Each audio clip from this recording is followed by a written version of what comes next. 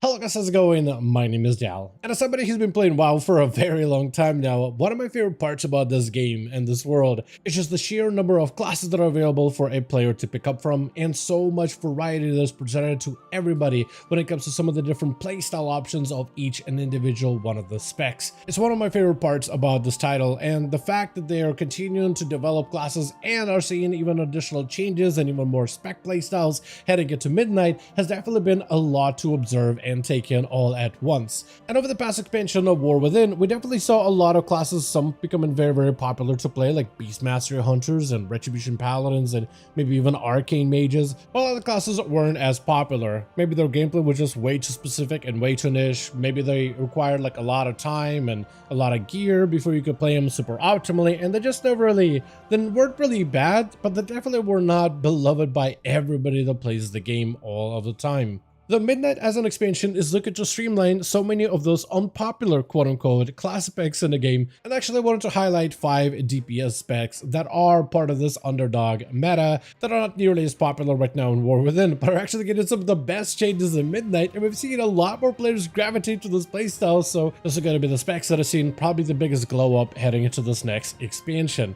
As always, if you guys want to see more regular Midnight updates, be sure to follow the channel and subscribe. But so far, these are the 5 specs that I think are probably going to be a lot more popular heading into Midnight. So Survival, first of all, Hunters in general got a really cool tier set. I think one of the coolest ones they've created, with all the tidbits, all the diner bones. They got the glowy eyes as well. It looks absolutely fantastic. I really am happy with their set in particular. But Survival Hunters is a spec that I really wanted to highlight because I think this spec has gone through an awesome set of changes. At first, I didn't really know if I was going to enjoy it or not. Like, one of the abilities that changed was Kill Command. It no longer has a cooldown. You could just spam it as much as you want to. And at first, I felt like that maybe changes the flow of Survival because I'm so used to it being very cooldown heavy and GCD heavy in previous expansions. But I actually think this change is one of the best ones because it removes any friction from the spec. You still have the mechanic of Tip the Spear, so you'll want to press a couple of kill commands to build up the charges of Tip the Spear and then use your hard-hitting abilities like Raptor Strike, grenades, all the other skills, but they definitely did simplify the spec quite a decent bit, and I think in one of the best ways possible to make sure that you just don't have like not too split between what abilities you should be focusing on when it comes to build variety. Raptor Strike is a core ability. It is now returned as a very hard hitting ability that you will want to be pressing pretty regularly. They now have a new way for you to be able to upgrade it to a Raptor Swipe after pressing Raptor Strike, especially with your capstone for your Apex. So now you can like do a single target swipe and then an AoE, single target hit and then an AoE swipe, and it like plays super well. It does feel a little formulaic because you really get into that combo flow of it, but it is nice and it does give the ability a little bit more of a key leave capability, especially in AoE content.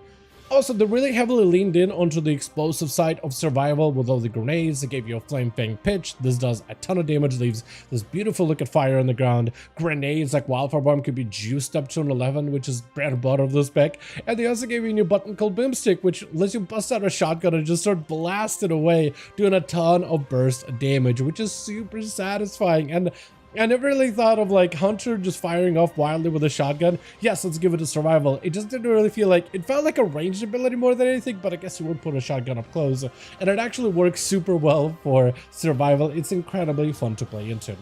They've also found some new unique mechanics for Survival as well, like there's a bit more pen interaction with abilities like Strike as One.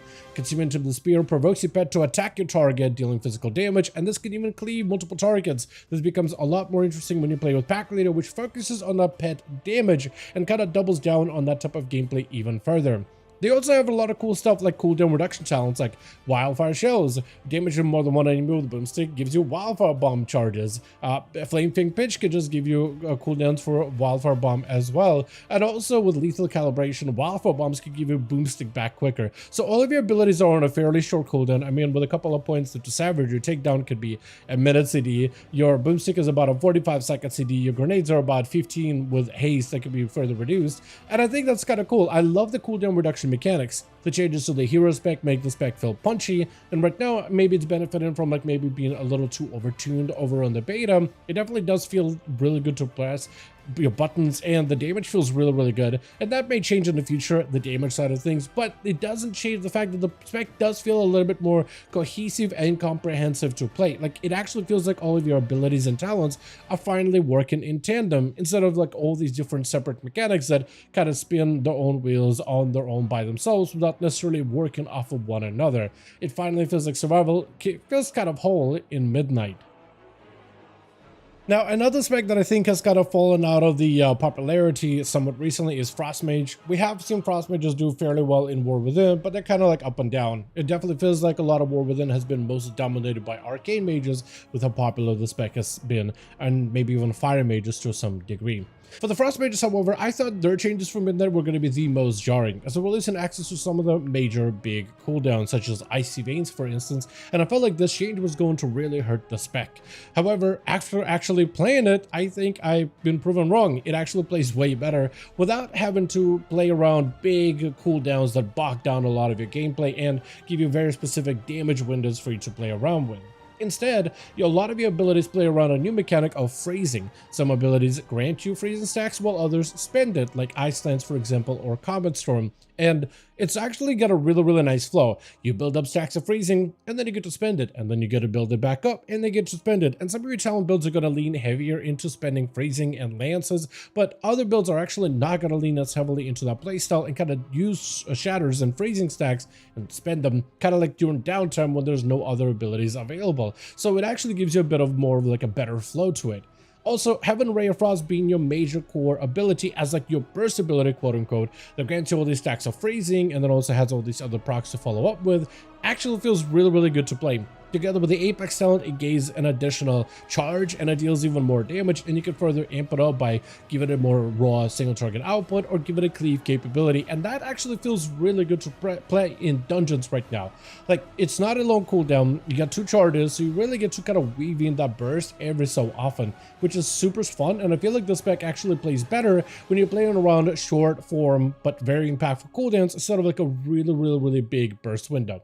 But the overall core gameplay of it, I feel like plays a lot better. It's a little bit more streamlined, and you definitely don't have nearly as many abilities on your bars anymore, but the core abilities that you do have all feel extremely satisfying to use. And if you are somebody who's considering playing a mage in Midnight, I think this could potentially be the expansion where we see a big return of Frost Mage when it comes to the overall meta. Outlaw Rogue is another one that I wanted to put on the list because there's just not that many Outlaw Rogues right now in the War Within. It is a very fun spec. It is so enjoyable. There's actually so many of you that told me that you really want to play Outlaw, but man, is it just the worst version of it in War Within, and I don't disagree. It is just super cumbersome. It is just too much maintenance, too many buffs to track, but it feels like it is actually becoming one of the best specs and one of the most enjoyable ones in Midnight.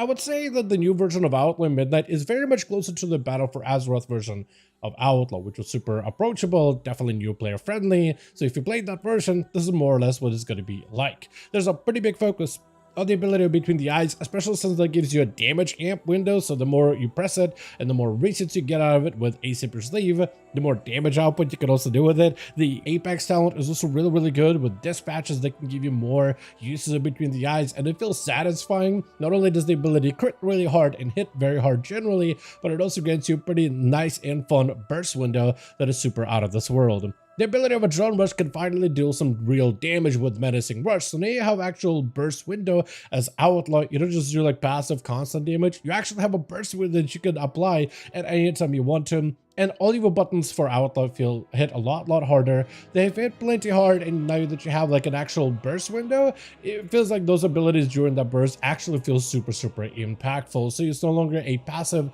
consistent damage spec. It actually has some damage of high burst and then lower passive damage, which is super fine. You no longer need to do spamming vanishes in order to deal damage. That's probably one of the best changes. So you no longer need to be, vanishing to press crack shot and spam between the eyes as much as possible. All that is gone. All that garbage out of the way. Also, another great thing they did is simplify the ability of Roll the Bones, which basically gives you like a ranks to it. You either get a rank 1 buff, rank 2, rank 3, or the jackpot as the rank 4. And the higher ranks you get, the more buffs you actually have. Rank 1 is like the only one that feels kind of mediocre, but anything higher than that, like rank 2 and rank 3, those are the sweet spots, the perfect buffs that you're gonna need, and those you got pretty high chances to roll into. So in a lot of the times, every time you press roll, there's a good chance you're gonna be rolling into very, very good buffs. But even if you get the rank 1 buff, it's actually not that bad either, since they changed some of the damage output of the spec.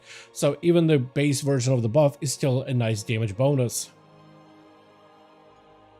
The next spec on the list is Affliction, and by the way, I just gotta say, the Warlock set looks so good in my opinion. Ah, I love it. I love it, the whole infernal look. Big fan. Huge fan, especially the PvP variation.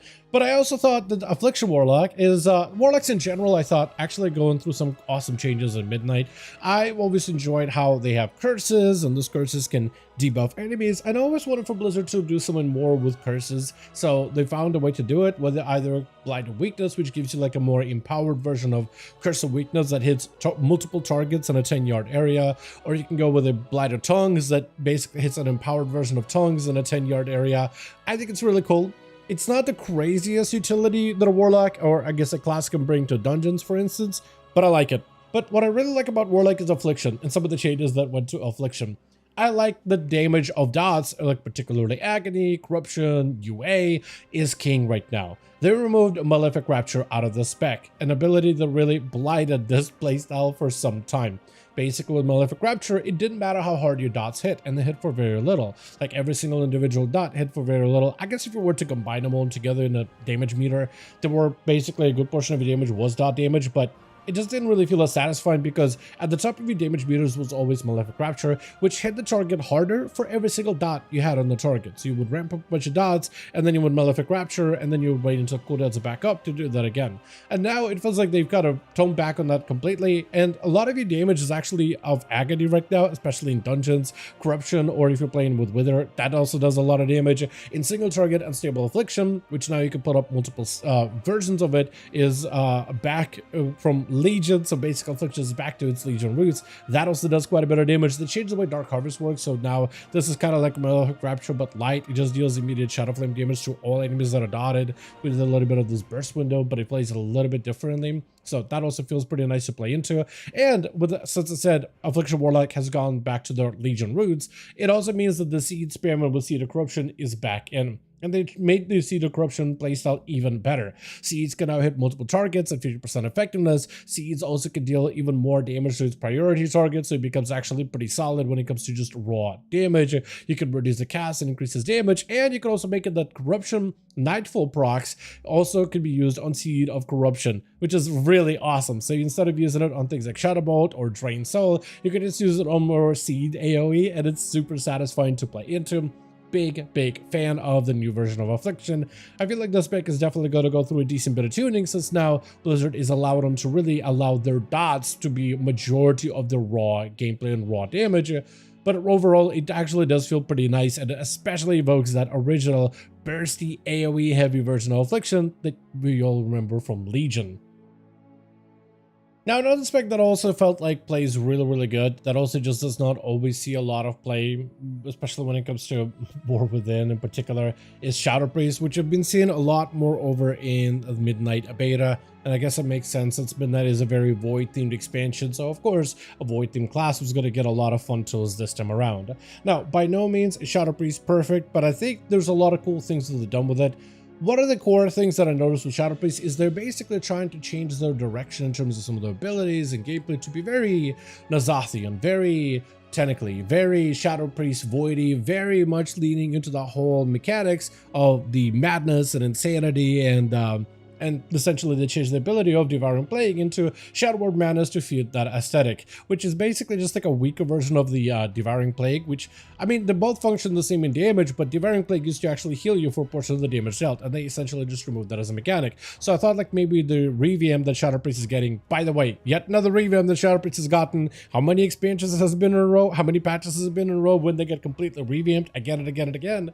It felt like this one was more cosmetic, at least at first, and I wasn't impressed with the ability to Shadow Word Madness, but then when you scroll down to Tentacle Sam, I thought, That's just basically like a different version of Shadow Crash, and it actually turns out it's a better version of Shadow Crash. Now you can't like aim the ability of Tentacle Slam like you could with Shadow Crash in a specific area, but it is got a lot of benefits. It is very hard hitting. It slams for a ton of damage. It is very fast paced, and it allows you to enable a lot of the gameplay from your priest.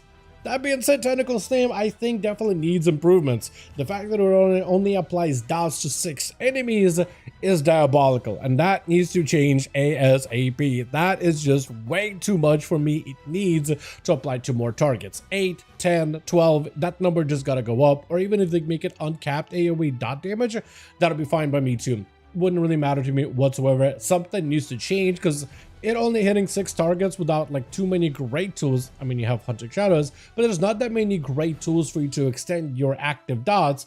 If you don't have that as part of the game-based mechanic, that number gotta go up. Tentacle Slam dot gameplay definitely needs to hit more targets. That being said, the ability can hit very hard, and it feels super satisfying to use. It also can apply things like your Shadow Word Madness on a target from the opener, which you kind of still need all your dots on target, since your master plays around increasing the damage you do to the target for every dot that you have. So Shadow Word Pain, VT, as well as this Shadow Word Madness, which replaces Devouring Plague. Yeah, having all 3 of those dots from the get-go in a single Tentacle Slam is awesome, and just allows you to springboard your gameplay without too much ramp up. It also can be increased further with even additional damage, and with the Apex talent, Tentacle Slams now activates one of your idols from your talent tree. Right now, it seems to only activate the idols that you're talented into. So if you're talented into just Cthulhu, you always get Cthulhu. If you got both Cthulhu and Yoxaron, you can proc both of them. If you got all 3, you can just cycle through at what seems like at random, but it feels really good to play into. And it just allows you to enable some of your burstier, more active, more fun parts of your gameplay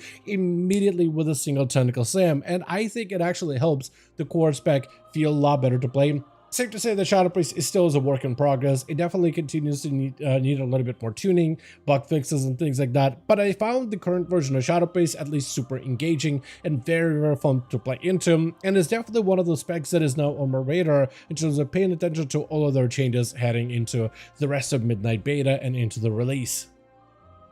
With that being said, as always, I do want to thank all of you guys so much for watching, and I hope you guys did enjoy this update. It's been a lot of fun testing out all the different classes and specs over in the Midnight Beta, seeing all the different class changes up close and personal, and trying them out within dungeon testing, raid testing, and even in PvP, so you get a pretty good like swath of endgame content. And it's definitely giving me a different perspective in terms of which classes I'm looking forward to in Midnight. And I kind of want to pass it off to you guys in the comments as well. Which classes are looking like your favorites so far for Midnight Beta?